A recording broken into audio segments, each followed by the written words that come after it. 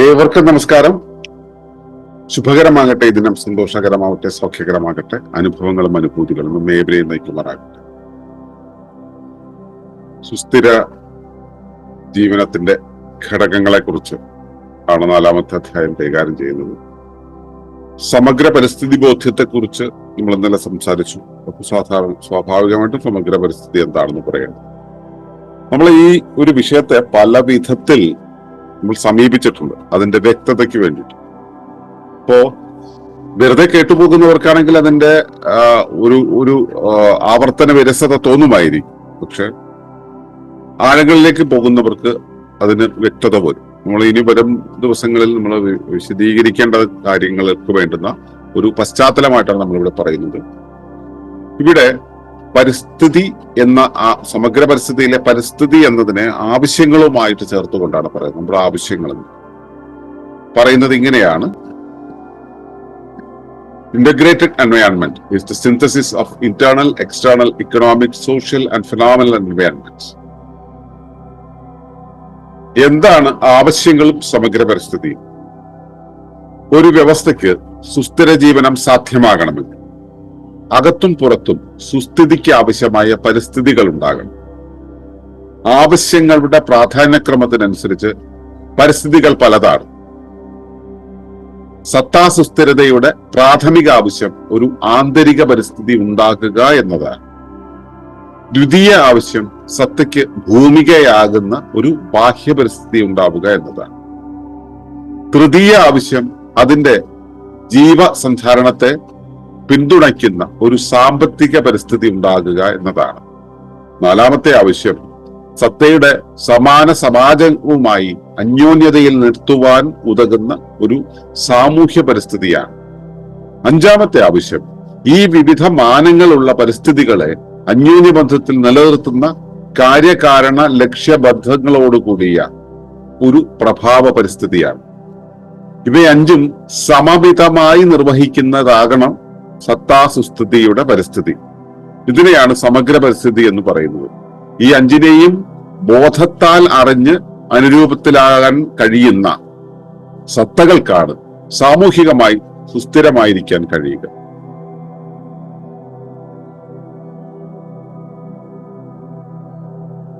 ഈ ഒരു ആശയത്തെ പല വിധത്തിൽ നമ്മൾ സമീപിച്ചിട്ടുണ്ട്. അപ്പൊ ഇവിടെ ആവശ്യങ്ങളുമായി കണക്ട് ചെയ്തിട്ടാണ് സംസാരിക്കുന്നതെന്ന് മാത്രം.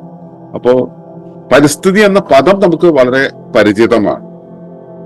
നമ്മൾ കാലങ്ങളായിട്ട്, ജനിച്ച കാലം മുതൽ നമ്മൾ കേൾക്കുന്നത് നമ്മുടെ പരിസ്ഥിതി എന്ന്. അപ്പൊ പരിസ്ഥിതി എന്ന് പറയുമ്പോൾ മലയും ചെടിയും പച്ചയും ഒക്കെ കൂടെ ചേർന്നുള്ള ഒന്നായിട്ട് നമ്മൾ മനസ്സിലാക്കുന്നു. കുറച്ചുകൂടെ തീവ്രമായിട്ട് അതിനകത്തേക്ക് കയറുമ്പോൾ പിന്നെ പരിസ്ഥിതി എന്നുള്ള ചിത്രം ഒക്കെ ഇട്ട് കഴിഞ്ഞാൽ ഉടനെ തന്നെ ഫാക്ടറികൾ, പുകകൾ, മറ്റേ വരണ്ട മണ്ണ്, പ്ലാസ്റ്റിക്, ഇങ്ങനെയുള്ള കാര്യങ്ങളായിട്ട് നമ്മുടെ ഉള്ളിൽ മാറും. പക്ഷെ പരിസ്ഥിതി എന്ന് വെച്ചാൽ ചുറ്റുപാടുമുള്ള പരിസരത്തുള്ള സ്ഥിതി ആണ്. ആ സ്ഥിതി എന്ന് പറയുമ്പോൾ അവിടെയുള്ള മെറ്റീരിയൽ, അവിടെയുള്ള പരിസരം, അവിടെയുള്ള സാഹചര്യങ്ങളെ എല്ലാം കൂടെ ചേർന്നതാണ്. പക്ഷെ നമ്മൾ അങ്ങനെ മനസ്സിലാക്കാറില്ല. നമ്മൾ സാധാരണ അവിടെയുള്ള വിഭവങ്ങളെയാണ് പരിസ്ഥിതി എന്ന രീതി മനസ്സിലാക്കുന്നത്. ഓരോരുത്തരുടെ സമീപനത്തിന്റെ രീതിക്ക് അനുസരിച്ച് ചില മാറ്റം ഉണ്ടാവും. എന്തൊക്കെയാണെങ്കിലും സമഗ്ര പരിസ്ഥിതി എന്ന് പറയുമ്പോൾ ഈ വ്യത്യസ്തങ്ങളായിട്ടുള്ള ഇത്തരം വീക്ഷണങ്ങൾ, ഈ വീക്ഷണങ്ങളുടെ ഏകീകൃതമായ ആ ഒരു പരിസ്ഥിതിയാണ്. അപ്പോ ഇത് ഓരോരുത്തരും മനസ്സിലാക്കുന്നത് അവനവന്റെ ആവശ്യത്തിനനുസരിച്ചാണ്. ഇപ്പോ ചുറ്റും പ്രകൃതി എന്നുള്ള ആ ഏകകത്തെ നോക്കിക്കാണുന്ന ഒരാൾ, അയാൾക്ക് വേണ്ടുന്ന വിഭവമായിട്ടാണ് അയാൾ അതിനെ നോക്കുന്നതെങ്കിൽ അയാളെ സംബന്ധിച്ചോളം വിഭവമാണ് പ്രകൃതി. ഞാനാണ് പ്രകൃതി എന്ന് ബോധ്യമുള്ള ഒരാളെ സംബന്ധിച്ചോളം അവനവൻ തന്നെയാണ് പ്രകൃതി, മറ്റൊന്നല്ല പ്രകൃതി. തനിക്ക് വേണ്ടുന്ന ഞാൻ നിലനിൽക്കുന്ന ഒരു പ്ലാറ്റ്ഫോമാണ് പ്രകൃതി എന്ന് കരുതുന്നവർക്ക് അതാണ് പ്രകൃതി. അപ്പോ ഇത് ഓരോരുത്തരുടെ ബോധ്യത്തിനനുസരിച്ചിട്ട് അവരവരുടെ ആവശ്യത്തിനനുസരിച്ചാണ്. അപ്പൊ ഇവിടെ ഈ പറയുന്ന ക്രമത്തിനനുസരിച്ച് സത്താസുസ്ഥിതിയുടെ പ്രാഥമിക ആവശ്യം എന്ന് പറയുന്നത് ഒരു ആന്തരിക പരിസ്ഥിതി ഉണ്ടാകുക എന്നതാണ്. ആന്തരിക പരിസ്ഥിതി എന്ന് പറഞ്ഞു കഴിഞ്ഞാൽ ഞാനുണ്ടെങ്കിൽ മാത്രമേ എനിക്ക് ഒരു സുസ്ഥിരതയെ കുറിച്ച് ചിന്തിക്കാൻ കഴിയുള്ളൂ. ഞാൻ ഈ പ്രകൃതി ഉണ്ടാകണം, പരിസ്ഥിതി ഉണ്ടാകണം എന്ന് പറഞ്ഞിട്ട് കാര്യമില്ല. ഞാൻ ആദ്യം ഉണ്ടാവണം. അപ്പൊ ഇതാണ് പ്രാഥമിക ആവശ്യം, ഞാൻ ഉണ്ടാവുക എന്നുള്ളത്. എനിക്ക് ആരോഗ്യം ഉണ്ടാവുക എന്നുള്ളത്, എനിക്ക് ജീവനുള്ള ശരീരം ഉണ്ടാവുക എന്നുള്ളത്. അപ്പൊ പ്രാഥമിക ആവശ്യം എന്നുള്ളത് ഒരു സത്ത സുസ്ഥിരമാകണമെങ്കിൽ ആദ്യം വേണ്ടി സത്തയ്ക്ക് അകത്ത്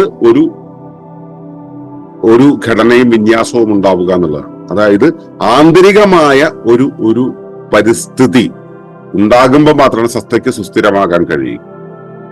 അതുകൊണ്ടാണ് ആന്തരിക പരിസ്ഥിതി എന്ന് പറയുന്നത്. ആന്തരിക പരിസ്ഥിതി എന്ന് പറയുമ്പോൾ നമ്മുടെ ശരീരം, ജീവൻ, മനസ്സെന്നുള്ളതൊക്കെ വരും. നമ്മളത് തുടർന്ന ദിവസങ്ങൾ അതിന് വിശദമായി പഠിക്കുന്നുണ്ട്. അപ്പോ ഇതാണ് ആന്തരിക പരിസ്ഥിതി എന്ന് പറയുന്നത്. രണ്ടാമത്തെ ആവശ്യം എന്ന് പറയുന്നത് സത്തയ്ക്ക് ഒരു പ്ലാറ്റ്ഫോം വേണം, നിലനിൽക്കാനുള്ള ഒരു പ്ലാറ്റ്ഫോം വേണം എന്നുള്ളത്. അതാണ് ഭൂമിക, സത്താഭൂമിക എന്ന് പറയുന്നത്. ആ പ്ലാറ്റ്ഫോം എന്ന് പറയുമ്പോൾ നമ്മൾ ഈ പഞ്ചഭൂതങ്ങൾ എന്നൊക്കെ പറയുന്നത് കേട്ടിട്ടുണ്ടാവുമല്ലോ. ജലം, ഭൂമി, ജലം, വായു, അഗ്നി, ആകാശം എന്ന് പറയുന്നത്. ഇത് തന്നെ നമ്മളൊരു മറ്റൊരു രൂപത്തിൽ നമുക്ക് പറയാം. ഖരം, ദ്രാവകം, വാതകം, പ്ലാസ്മ, കണ്ടൻസേറ്റ് എന്നൊക്കെ പറയുന്നത്. എന്താണെങ്കിലും ഇവിടെ നമ്മൾക്ക് അവൈലബിൾ ആയിട്ടുള്ള റിസോഴ്സസ് അല്ല, നമ്മളെ നിലനിർത്തുന്ന നിലപാട് തറ എന്ന് പറയുന്ന ഭാഗമുണ്ട്. ഇതാണ് ബാഹ്യപരിസ്ഥിതി എന്ന് പറയുന്നത്. മൂന്നാമത്തെ ആവശ്യം എന്ന് പറയുന്നത് ഈ സത്തയുടെ ജീവസന്ധാരണത്തിന് ആവശ്യമായ അതിനെ പിന്തുണയ്ക്കുന്ന സാമ്പത്തികമായ പരിസ്ഥിതി. സാമ്പത്തികം എന്ന് വെച്ചാൽ വിഭവങ്ങളുടെ ഒക്കെ ഉള്ള ഒരു പരിസ്ഥിതി ഉണ്ടാവുക എന്നുള്ളതാണ്. നമ്മൾ അതിന്റെ ജൈവ വൈവിധ്യം എന്നുള്ള രീതിയിൽ നമ്മൾ കഴിഞ്ഞ ദിവസം സംസാരിച്ചിരുന്നു. അതാണ് സാമ്പത്തിക പരിസ്ഥിതി എന്ന് പറയുന്നത്. സാമ്പത്തികം എന്ന് പറയുമ്പോൾ പണം എന്നുള്ള അർത്ഥത്തില, പണവും വരും അതിനകത്ത്. പണമല്ല, സാമ്പത്തികം എന്ന് പറയുമ്പോൾ സന്ധാരണത്തിന് വേണ്ടുന്ന കാര്യങ്ങളാണ്. നാലാമതെന്ന് പറയുന്നത് ഈ സത്ത എന്താണെങ്കിലും ഒരു വ്യവസ്ഥയുടെ ഭാഗമായിരിക്കും, അത് ഒറ്റയ്ക്ക് നിലനിൽക്കില്ല. ഈ വ്യവസ്ഥയെ ഞാനടക്കമുള്ളവ എങ്ങനെയാണോ ഈ വ്യവസ്ഥയെ ഫോം ചെയ്യുന്നത്, അപ്പൊ ഇവയെല്ലാം കൂടെ ചേർന്നിട്ടാണല്ലോ വ്യവസ്ഥ ഉണ്ടാവുക. ആ ഘടക വ്യവസ്ഥകളില്ലേ, ഇവയുമായി എങ്ങനെ പരസ്പര ബന്ധത്തിലായിരിക്കാം എന്നുള്ള ആ അന്യോന്യത എങ്ങനെയാണെന്നുള്ളതാണ് അടുത്ത ആവശ്യം. അപ്പൊ ആ അന്യോന്യ, ഇപ്പൊ നമ്മൾ ഒരിടത്ത് പോയി താമസിക്കാൻ പോകുന്ന സമയത്ത് അവിടുത്തെ ചുറ്റുപാട് എങ്ങനെയുണ്ട്, അല്ലെങ്കിൽ അവിടുത്തെ ആളുകളൊക്കെ എങ്ങനെയുണ്ടെന്ന് അറിയിക്കില്ല. കാരണം നമുക്ക് അവിടെ ജീവിക്കണമെങ്കിൽ പ്രോപ്പർ ആയിട്ടുള്ള ഒരു ഇടപെടലുള്ള ഒരു സ്പേസ് വേണം, അല്ലെങ്കിൽ ഒരു എൻവയോൺമെന്റ് വേണം. ഇതാണ് സാമൂഹ്യ പരിസ്ഥിതി എന്ന് പറയുന്നത്. അടുത്തതായിട്ട് വരുന്നത് എന്താന്ന് വെച്ച് കഴിഞ്ഞാല് ഈ പറഞ്ഞ 4 വ്യത്യസ്ത തരം പരിസ്ഥിതികളിലെയും, അതൊക്കെ എല്ലാം വ്യത്യസ്ത മാനങ്ങളാണ്. ഈ എല്ലാ മാനങ്ങളെയും അന്യോന്യതയിൽ നിലനിർത്തുന്ന കാര്യകാരണ ബന്ധത്തോടു കൂടിയ ഒരു പ്രഭാവ പരിസ്ഥിതി. അതായത് ആന്തരിക പരിസ്ഥിതി എന്ന് പറയുന്ന ഒരു പ്രത്യേകതരം മാനമാണ്. ബാഹ്യ പരിസ്ഥിതി എന്ന് വെച്ചാൽ പ്ലാറ്റ്ഫോമിന്റെ മാനമാണ്. മറ്റേ സാമ്പത്തിക പരിസ്ഥിതി എന്ന് പറയുന്നത് ജീവസന്ധാരണത്തെ പിന്തുണയ്ക്കുന്നതാണ്, അത് പ്രോസസ്സുമായി ബന്ധപ്പെട്ടതാണ്. നാലാമത്തെ ആവശ്യം എന്ന് പറയുന്നത് മറ്റേ സോഷ്യൽ എൻവയോൺമെന്റ്, ഇക്വേറ്റ് ചെയ്ത് നിൽക്കുന്ന കാര്യങ്ങളുമായിട്ട് ബന്ധപ്പെടുന്നതാണ്. ഈ വ്യത്യസ്ത മാനങ്ങളെ എല്ലാം തമ്മിൽ ചേർക്കുന്ന ഒന്നാണ് പ്രഭാവ പരിസ്ഥിതി അല്ലെങ്കിൽ പ്രതിഭാസ പരിസ്ഥിതി എന്ന് പറയുന്നത്. ഈ 5 ആവശ്യങ്ങളും, ഈ 5 തരം ആവശ്യങ്ങളും ഉണ്ടെങ്കിൽ മാത്രമേ ഒരു സത്ത ഉണ്ടാവുകയുള്ളൂ. 5 ഉണ്ടാവും. ഈ 5 ആവശ്യങ്ങളും സമമിതമായി നിർവഹിക്കണം. സമമിതം എന്ന് വെച്ചാൽ എന്താ? സിമെട്രിക്കലായിട്ട് നിർബന്ധിക്കുക. ഇപ്പൊ 5ഉം ഒരു സമമായിട്ട് നിർവഹിക്കുക എന്നുള്ളത് സാധ്യമല്ല. ഇപ്പൊ 5 വിരലുകൾ ഉണ്ടെന്ന് വെച്ചാൽ 5 വിരലുകൾക്കും സമത്വമില്ല. 5ഉം 5 വലിപ്പം, 5 നീളം, 5 ധർമ്മങ്ങളാണ്. പക്ഷെ 5നെയും ഒരുപോലെ പരിഗണിക്കുക എന്നുള്ളതാണ്. 5നും പ്രാധാന്യമുണ്ട്. 5ഉം കൂടെ ചേരുമ്പോഴേ ഇത് നടക്കുള്ളൂ എന്ന് പറയുന്നത് പോലെയാണ് ഈ സമമിതം എന്ന് പറയുന്നത്. അങ്ങനെ സമമിതമായ ചേർച്ചയുണ്ടല്ലോ, ആ സമമിതമായ ചേർച്ചയാണ് ഈ അഞ്ചാമത്തെ ആവശ്യം വിവിധ മാനങ്ങളുടെ പരിസ്ഥിതി അന്യോന്യമത്തിൽ കാര്യകാരണ ഇവ 5 ആവശ്യങ്ങളും സമമിതമായി നിർവഹിക്കുന്നതാണ് സുസ്ഥിരതയുടെ പരിസ്ഥിതി. ഈ 5 കാര്യങ്ങൾ സമമിതമായി നിൽക്കുന്നതായിരിക്കണം സത്തയുടെ സുസ്ഥിരതയുടെ പരിസ്ഥിതി എന്ന് പറയുന്നത്. അപ്പൊ ഇങ്ങനെയാണ് ഇതിന് ഈ ടോട്ടാലിറ്റിയാണ് സമഗ്ര പരിസ്ഥിതി എന്ന് പറയുക. അപ്പോ പരിസ്ഥിതിയെ എന്ന് പറയുമ്പോൾ നമ്മൾ ഇന്റഗ്രേറ്റഡ് ആയിട്ട് അതിനെ മനസ്സിലാക്കണം. ഇന്റഗ്രേറ്റ് ചെയ്ത് മനസ്സിലാക്കണമെങ്കിൽ ആ ഇന്റഗ്രേഷനെ മനസ്സിലാക്കുമ്പോൾ മാത്രമേ പരിസ്ഥിതി അതിന്റെ പൂർണ്ണ രൂപത്തിലാവുള്ളൂ. ഞാൻ വെളിയിലുള്ള ഒരു കാര്യം കണ്ടിട്ട് അതാണ് പരിസ്ഥിതി എന്ന് പറയുകയാണെങ്കിൽ ആന്തരികമായിട്ടുള്ള അതിന്റെ ഒരു റെസിപ്പിയന്റ് ഉണ്ട് ഇവിടെ. ആ റെസിപ്പിയന്റിന് അല്ലെങ്കിൽ അതിന്റെ ഒരു റെഫറൽ പോയിന്റ് ഉണ്ട്, അല്ലെങ്കിൽ അതിനെ മുഴുവൻ മാനിഫെസ്റ്റ് ചെയ്യുന്ന ഒരു ഒബ്സർവർ ഉണ്ട് ഇവിടെ. അപ്പോ അങ്ങനെ അകത്തുള്ള ഒന്നിനെ മാറ്റിവെച്ച് നമുക്ക് പുറത്തുള്ളതിനെ കാണാൻ കഴിയില്ല. ഇനി അകത്തുള്ളതാണ്. ഇപ്പോ ആത്മീയവാദികൾ പറയാറുണ്ട്, അകത്ത് എല്ലാം അകത്ത് നിന്നാണ് തുടങ്ങുന്നതെന്ന് പറയാറുണ്ട്. അകത്ത് പുറത്തുള്ള പശ്ചാത്തലവുമായിട്ട് യാതൊരു ബന്ധമില്ലാത്തതാണ് അകത്തെന്ന് വിശ്വസിക്കുന്നവരുണ്ട്. അങ്ങനെയാണോ? അല്ല, ഇതും തമ്മിൽ റിലേറ്റഡ് ആണ്. ഇവയെല്ലാം തമ്മിൽ കണക്റ്റഡ് ആണ്. ഇതെല്ലാം കൂടെ ചേരുന്ന മൾട്ടി ഡയമെൻഷണൽ ആയിട്ടുള്ള, മൾട്ടി ഫങ്ഷണൽ ആയിട്ടുള്ള, മൾട്ടി സ്റ്റേറ്റിലുള്ള ഒരു അവസ്ഥയാണ് ഇന്റഗ്രേറ്റഡ് എൻവയോൺമെന്റ്. അത് ഏകമാനത്തിൽ കാണുന്ന ഒരു പരിസ്ഥിതി അല്ല എന്നത് കൃത്യമായിട്ട് മനസ്സിലാക്കണം. ഏകമാനത്തിലല്ല അതിന്റെ നില. ഏകമാനവും അവിടെ പ്രസക്തമാണ്, പക്ഷെ ഏകമാനത്തിലല്ല അതിന്റെ ഘടന, ഏകമാനത്തിലല്ല അതിന്റെ പ്രാധാന്യം എന്നതാണ് കൃത്യമായി മനസ്സിലാക്കേണ്ടത്. അങ്ങനെ സമഗ്ര പരിസ്ഥിതി ബോധം ഉണ്ടായി അതിനെ അറിഞ്ഞ് അതിനനുസരിച്ച് അനുരൂപപ്പെടാൻ കഴിയുന്ന സത്തകൾക്കാണ് സാമൂഹികമായി സുസ്ഥിരമാകാൻ കഴിയും. നമ്മളിവിടെ സാമൂഹ്യം എന്ന പദം ഉപയോഗിച്ചതേ ഉള്ളൂ.